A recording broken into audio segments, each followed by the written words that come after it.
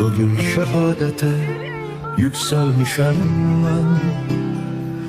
Teki bölünmesin koyana vatan.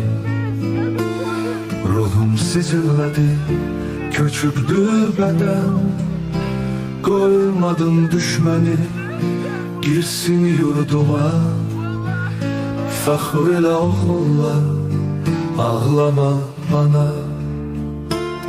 Şəhidlik ən uca zirvədir inan. Bunu təsdiq edir müqəddəs Qur'an. Mənəm o əl çatmaz zirvədə duran. Cənnəti bəxş edir Rəbbim quluna. Fəxr elə mənimlə, ağlama ana. Vətəni canımdan üstün bilmişəm. Xalqım tərəfindən mən sevilmişəm. Türkəm bir ölmüşəm, min dirilmişəm.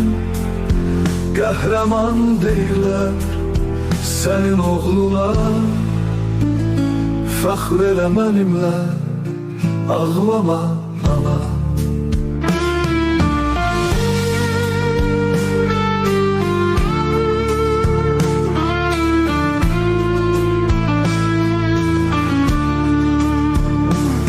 Xalqıma son sözüm budur nəhayət. Ailəm və torpağım sizə əmanət. Tanrı şəhidinə veribdi qiymət.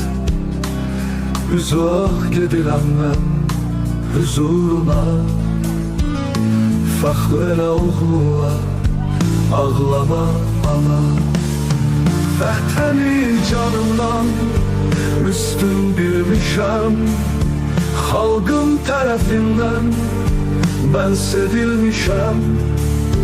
Türkəm bir ölmüşəm, min dirilmişəm.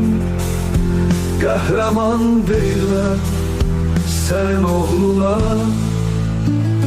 Fəxr elə mənimlə, ağlama ana.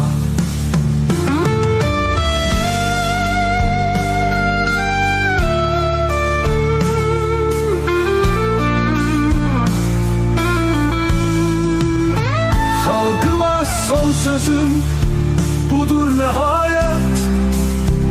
Ailəm və torpağım sizə əmanət. Tanrı şəhidinə